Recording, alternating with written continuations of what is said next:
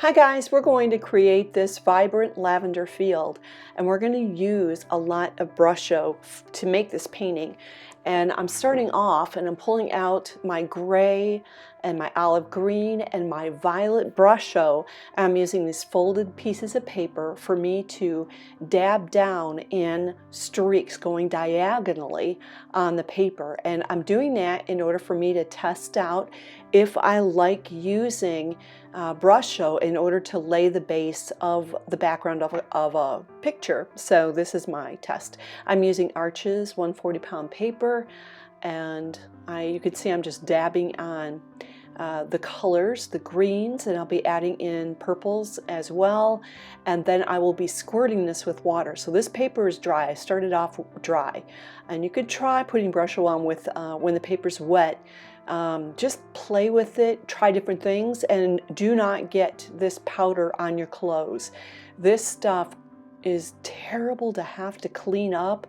I have a black board that I work on, and whenever I'm using Brusho, I will make sure when I'm all done to take an older rag, wipe that baby down, and then wring that rag out really well so I can use it again another time.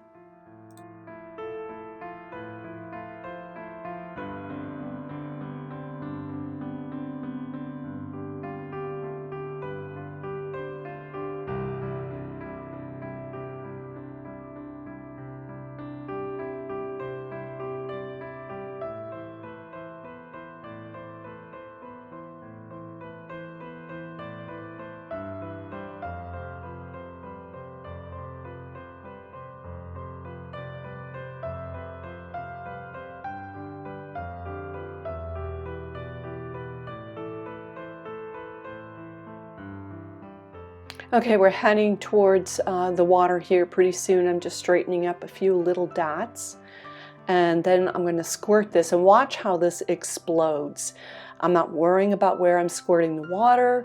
I know the concept. I can always squirt this and I can tip the paper, and I would want to tip the paper in the same direction of the diagonal lines that I am wanting to paint while I'm working on this. Once I squirt this down, I will take a rigger brush or a script brush, which is long, thin. It's a long, thin paintbrush, and I can create lines with it really nice. And I'll just take that and I'll start swooping through the green olive so I can pull it upwards. And right now I'm going to let it dry just for a quick second, pull up some extra water that I don't need. And why? Because I don't want the purple to continue to bleed. I want to make sure that I can focus on the grass right now.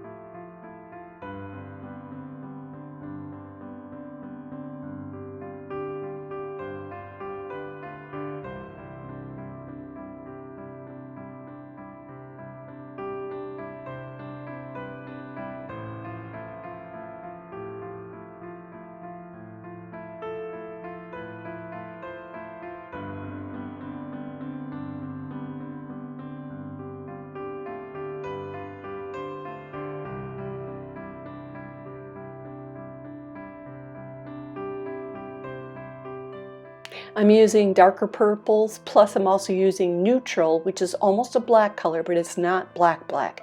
And I mixed it in with some of my purple, and you can see I'm just taking this aqua, I think it's a velvet. It's a velvet, it's by Princeton, it's Aqua Elite. And I'm using this, just tapping the sides in order for me to create some lavender flowers, keeping it pretty simple.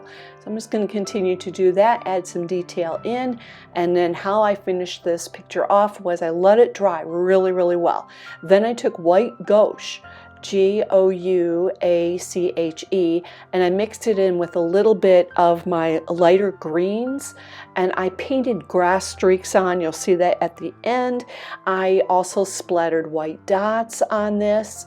I like that splashing effect, but I also splash on a tiny bit of orange and maybe a tiny bit of blue in there. It's what it looks like. I'm looking at my final picture, and you'll see that again in a minute. So I really do like the Brusho. I'm having fun using it. It is something I'm going to continue to use. I wanted to create this lavender painting plus another one similar to it, just so I could try out different techniques. So I hope you enjoyed this. Please hit subscribe if you are enjoying my channel. I would love to have you here. Let me know and I'll subscribe back. Be sure to like this video, give me comments, give me feedback. Let me know how these products are working for you if you are trying them. This is one of a few videos in a series that are easier type of watercolor paintings to do. Anybody could do them. You're sprinkling powder on, you're using water, and you're playing. And I think that I enjoy my playtime as much as I do painting a botanical flower. I enjoy the variety, and at the end of a long day, I can always pick up my paintbrush and pick up my paints, and I can play. And Brusho is one of those things right now I'm having a lot of fun trying. So let me know what you're doing. I made this video during the time of COVID, so we're all shut down in our homes, most of us in the world. I hope that you and your family are safe. Let me know how you're doing, and let me know if there's anything else that you would like to see me create as a video to help you in what you're doing on your art journey. All right, guys, you have a great day, and we will see you next time.